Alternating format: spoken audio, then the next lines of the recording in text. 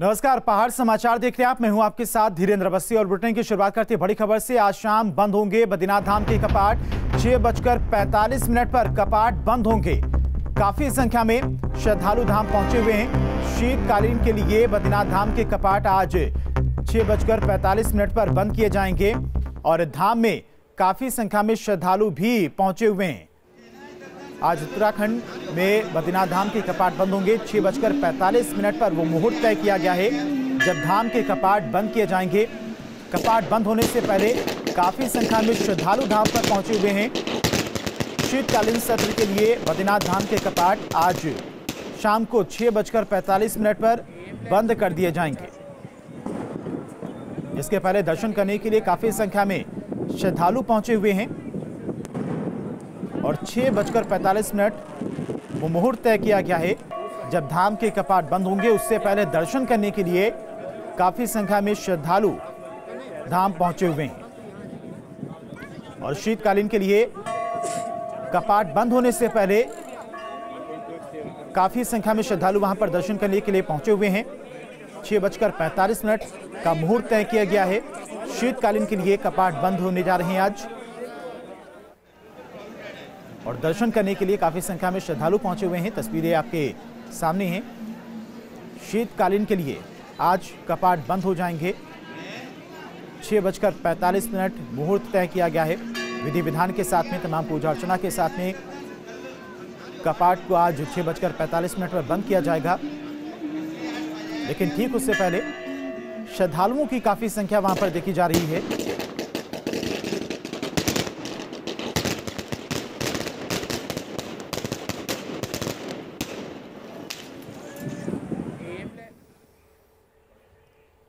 और आज उत्तराखंड जाएंगे रक्षा मंत्री राजनाथ सिंह। पिथौरागढ़ में कुमाऊं की सैन्य सम्मान यात्रा का शुभारंभ करेंगे। तो उत्तराखंड से बड़ी खबर आपको बता रहे, रक्षा मंत्री राजनाथ सिंह आज उत्तराखंड के दौरे पर जाएंगे।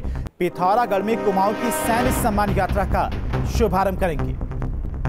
तो रक्षा मंत्री राजनाथ सिंह का आज उत्तराखंड का दौरा है। पिथौरागढ़ में कुमाऊं की सैन्य सम्मान यात्रा का शुभारंभ करने पहुंचेंगे।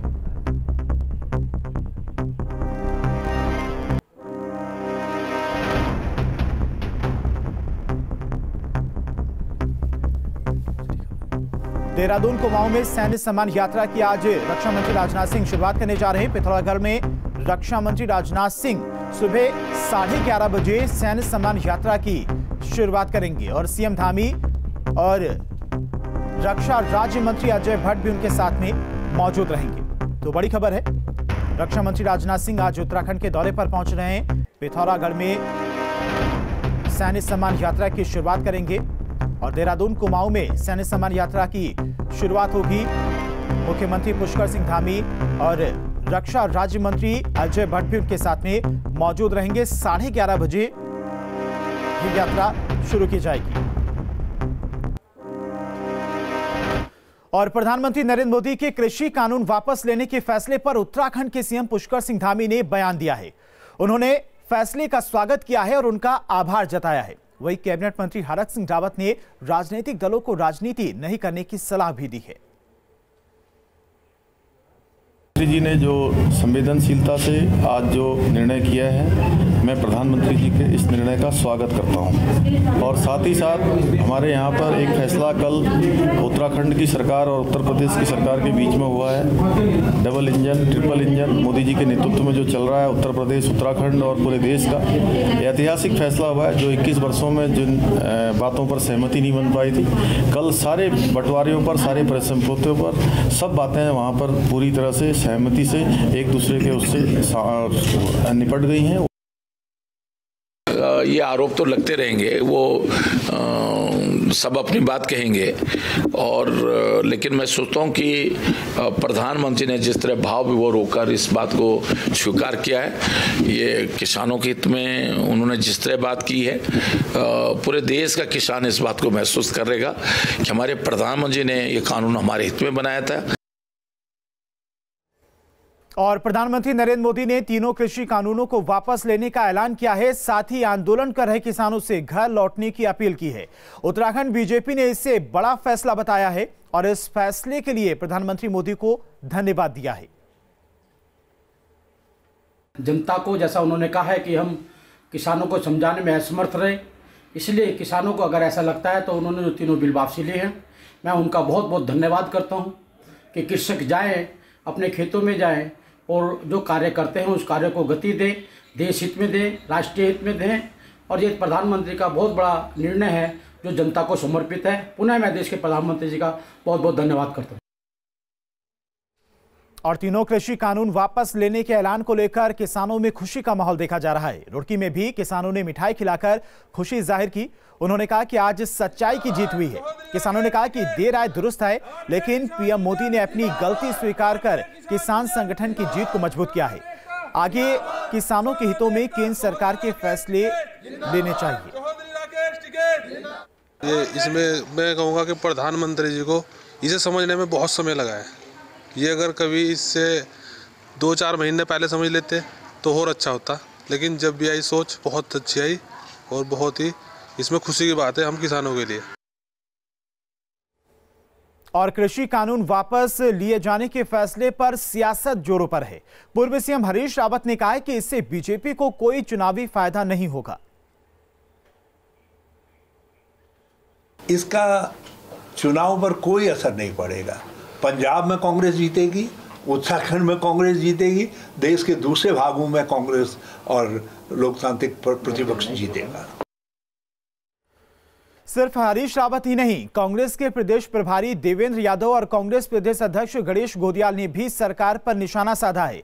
कृषि कानून वापस लेने को चुनावी लॉलीपॉप बताया है। माननीय राहुल गांधी जी ने इसकी लीड ली, पंजाब से ट्रैक्टर पर बैठकर किसानों की आवाज बनने का काम, मजबूती के साथ उठाने का काम माननीय राहुल गांधी जी ने किया। ये एक नियति हो गई है भारतीय जनता पार्टी की कि समस्या को बनाओ, उसको बढ़ाओ और उसके बाद थोड़ा सा रिलीफ देकर उसकी वाहवाही लूटने का काम। ये जीत किसान एकता की जीत है। ये जीत हमारे आदरणीय नेता राहुल गांधी के अडिग इरादों की जीत है। किसी अन्याय के खिलाफ लड़ने की उनकी जो मजबूत इच्छा शक्ति है, उस इच्छा शक्ति की जीत है। और केंद्र सरकार की तरफ से तीनों कृषि कानून को वापस लेने के बाद आम आदमी पार्टी ने पूरे प्रदेश में किसानों के साथ में जश्न मनाया और मिठाइयां बांटी और किसानों की जीत पर उन्हें बधाई दी है। आम आदमी पार्टी के कार्यकर्ताओं ने देहरादून, हरिद्वार, काशीपुर, जसपुर, हल्द्वानी सहित पूरे प्रदेश में जगह जगह मिठाइयां बांटी हैं।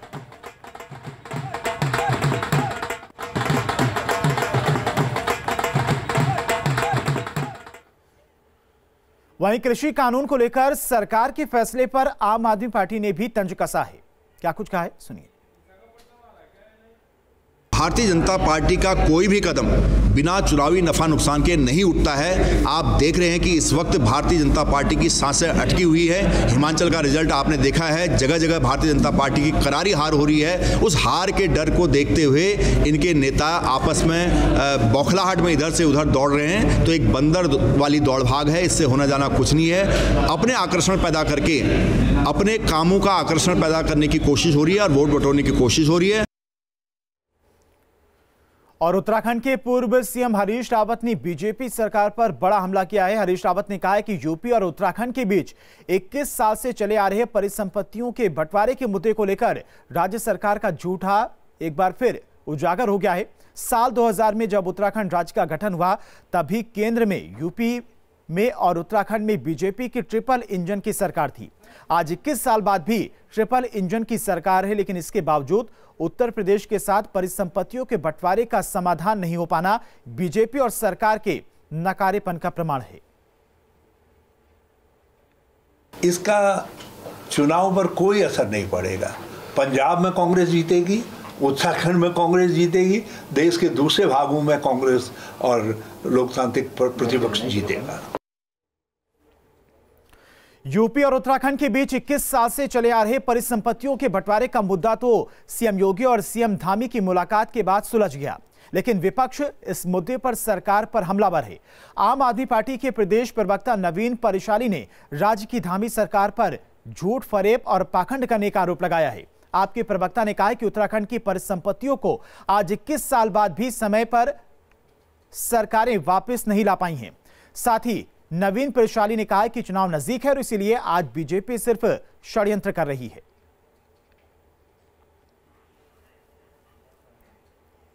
वहां से उसका अलगनंदा दे दिया, जमीन ले ली। आम आदमी पार्टी मुख्यमंत्री धामी जी को खुली चुनौती देती है कि आप इन सारी संपत्तियों का जिनका ब्यौरा अभी हमने दिया उस पर बिंदुवार प्रदेश की जनता को सच बताएं।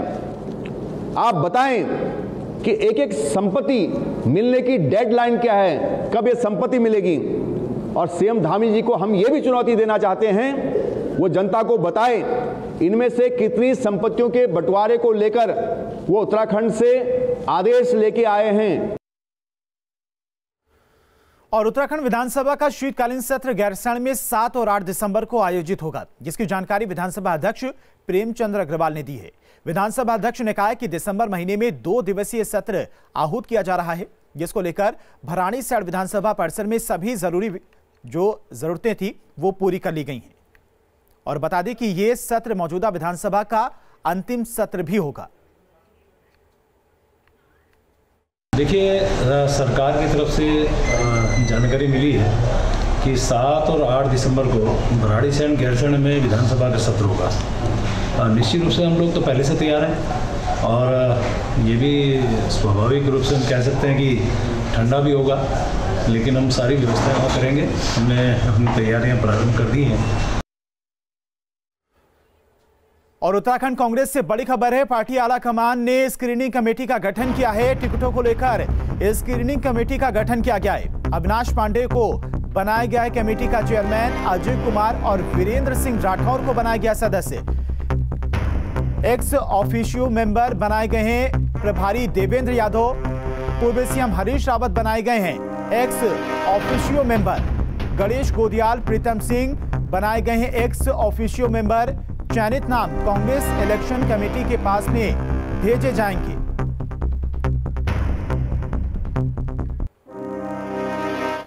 उत्तराखंड कांग्रेस ने अब विधानसभा चुनाव के लिए अपनी तैयारियां तेज कर दी है। अब कांग्रेस ने अपना घोषणा पत्र बनाने के लिए जनता से सीधे सुझाव मांगे हैं। साथ ही प्रत्याशियों के चुनाव के लिए स्क्रीनिंग कमेटी का गठन किया है। देखिए रिपोर्ट। उत्तराखंड में कांग्रेस ने विधानसभा चुनाव में अपनी रणनीति बदली है। कांग्रेस जनता से जुड़ने के लिए अब जनता से ही अपना मैनिफेस्टो बनाने के लिए सुझाव मांग रही है। शुक्रवार को कांग्रेस ने प्रेस कॉन्फ्रेंस कर एक टोल फ्री नंबर जारी किया और जनता से सुझाव देने को कहा। विधानसभा चुनाव के लिए कांग्रेस का थीम सॉन्ग भी लॉन्च किया गया। ये प्रयास वास्तव में इस भावना के साथ है कि इस चुनाव का एजेंडा क्या होगा, ये चुनाव किन बिंदुओं पर लड़ा जाएगा, ये हम नहीं इस प्रदेश की जनता तय करे। और हमारी प्रतिबद्धता ये है कि जो भी उनकी अपेक्षाएं होंगी उनको कैसे पूरा किया जाएगा, उसकी व्यवस्था करने के लिए कांग्रेस प्रतिबद्ध है। प्रेस कॉन्फ्रेंस में उत्तराखंड के प्रदेश प्रभारी देवेंद्र यादव भी मौजूद रहे। उन्होंने बताया कि प्रत्याशी का चुनाव कांग्रेस कमेटी किस आधार पर करेगी, इसका खाका तैयार हुआ है। जो भी हमारे एस्पायरेंट्स हैं उनका हम आकलन करें, और आकलन किस पर करें कि पार्टी की नीतियों के साथ कितना वो व्यक्ति है, पार्टी के द्वारा बताए गए कार्यक्रम को कितना सीरियसली वो लेता है, उसकी पकड़ कितनी है। कांग्रेस प्रदेश अध्यक्ष गणेश गोदियाल ने इस दौरान सरकार पर जमकर निशाना साधा और कहा कि लोग अपनी समस्याएं बताएं, जिसे कांग्रेस घोषणा पत्र में शामिल करेगी। ये जो इंफॉर्मेशन, ये जो फोन नंबर दिए गए हैं, ये Twitter address, mail address, WhatsApp number दिए गए हैं, इनके माध्यम से हमारे उत्तराखंड के आम लोगों की आवाज कांग्रेस पार्टी तक पहुंच सके कि लोग क्या चाहते हैं। कांग्रेस ने प्रत्याशियों के चुनाव के लिए एक स्क्रीनिंग कमेटी भी बनाई है, जिसका चेयरमैन अविनाश पांडे को बनाया गया है। यानी साफ है कि कांग्रेस अब विधानसभा चुनाव में अपनी पूरी तैयारी के साथ उतरना चाहती है। देहरादून से सुरेंद्र रसीला, टीम न्यूज स्टेट। पूर्व प्रधानमंत्री इंदिरा गांधी की जयंती के मौके पर देहरादून में कांग्रेस पार्टी ने प्रभात फेरी निकाली, जिसमें उत्तराखंड कांग्रेस के प्रभारी देवेंद्र यादव, उत्तराखंड कांग्रेस के अध्यक्ष गणेश गोदियाल, पूर्व मुख्यमंत्री हरीश रावत और नेता प्रतिपक्ष शामिल हुए। इस दौरान कांग्रेस नेताओं ने पूर्व प्रधानमंत्री इंदिरा गांधी को याद किया। हरीश रावत ने कहा कि देश के विकास में इंदिरा गांधी का बड़ा योगदान रहा है। उन्होंने देश की एकता और अखंडता के लिए अपने प्राण त्याग दिए। लोकप्रिय प्रधानमंत्री थी और भारत के गौरव को उन्होंने बढ़ाया। महिलाओं को एक शीर्ष स्थान, जिसको दुर्गा कहा जाता है, उस दुर्गत्व का वो प्रतीक थी। और ये मेरे भावना नहीं है, ये अटल बिहारी वाजपेयी जी के शब्द हैं। संसद में उन्होंने इंदिरा जी को दुर्गा कहा। तो ये ऐसी व्यक्तित्व थी इंदिरा जी, जो देश की अखंडता एकता के लिए जिन्होंने अपने प्राण दे दिए। हम उनको सर नमन करते हैं। और देहरादून पहुंचे हिमाचल के ऊर्जा मंत्री सुखराम चौधरी ने उत्तराखंड के ऊर्जा मंत्री हरक सिंह रावत से मुलाकात की। ऊर्जा क्षेत्र में जरूरी परियोजनाओं को लेकर बातचीत हुई है। इस बातचीत में तय किया गया है कि हिमाचल की तर्ज पर उत्तराखंड भी प्रदेश की ठप पड़ी परियोजनाओं को पीपीपी मोड पर देगा। साथ ही सुखराम चौधरी ने पावंटा साहिब में 220 सब स्टेशन बनाए जाने को लेकर मंजूरी की बात कही है। और इस दौरान सुखराम चौधरी ने प्रदेश के ऊर्जा मंत्री से हिमाचल और उत्तराखंड के ज्वाइंट वेंचर में चल रही परियोजनाओं को लेकर बातचीत भी की। हिमाचल के ऊर्जा मंत्री जी से बहुत महत्वपूर्ण बैठक हुई है, क्योंकि उत्तराखंड और हिमाचल की बहुत सारी जल विद्युत परियोजनाएं हैं, जहां हिमाचल हमको देता है, हम हिमाचल को देते हैं। इसलिए माननीय मंत्री हिमाचल सरकार पावंटा साहिब में 220 केवी का सब स्टेशन बनाना चाहते थे। उसके लिए उत्तराखंड सरकार की सहमति आवश्यक थी। आज हमने निर्णय लिया है कि उत्तराखंड सरकार इसके लिए अपनी सहमति व्यक्त करेंगे। जो हमारे प्रोजेक्ट जो है यमुना बेसिन पे लगे हैं, उसमें 25% भी हिमाचल प्रदेश को फ्री में बिजली दी जाती है। उसमें छिबरू है, खोदरी माजरी है, नकरानी है, डालीपुर है, कुलाल है, खारा फर्स्ट है, खारा सेकंड है। हम 220 kV का हमने डबल सर्किट लाइन गिरी पावर हाउस तक निकाली। उसके माध्यम से हम ये अपना फ्री शेयर वहाँ पर लेकर जाते हैं। एक छोटे से ब्रेक ले रुकते हैं। न्यूज स्टेट पर खबरें लगातार जारी हैं। ब्रेक के बाद आगे बढ़ते हैं। राष्ट्रपति के हाथों तेंजिंग नोर्गे अवार्ड से सम्मानित पर्वतारोही शीतल राज को रन टू लिव संस्था ने नैनीताल में सम्मानित किया है। शीतल ने कहा कि हिमाचल क्षेत्र में रहने वाले लोग चप्पलों से वहां पर चले जाते हैं। अगर उन्हें सिखाया जाए तो वो दुनिया की हर चोटी नाप देंगे। उन्होंने सरकार से इसे मुख्यधारा का साहसिक खेल बनाने को कहा है। मैं बस यही उम्मीद करती हूँ कि जितना हम बाकी के स्पोर्ट्स को हम लोग देते हैं कि हाँ इस स्पोर्ट्स में जैसे क्रिकेट को हम लोग बहुत मान्यता देते हैं, तो उसी हिसाब से हमारे जितने भी 5-6 हमारे लोग के स्टेट्स हैं, जैसे उत्तराखंड पे उत्तराखंड लद्दाख हो गया, हमारा हिमाचल वाला भी, ये कुछ स्टेट हैं जिसमें माउंटेनिंग चलता है, मतलब पर्वतारोहण का चलता है, प्रशिक्षण चलता है, पहाड़ है, तो उसको भी हम लोगों को एडवेंचर स्पोर्ट्स पे लेना चाहिए। और पौड़ी जिले के सरकारी अस्पतालों और स्वास्थ्य केंद्रों में अब स्टाफ की कमी को दूर करने के लिए स्वास्थ्य महकमे ने कमर कस ली है।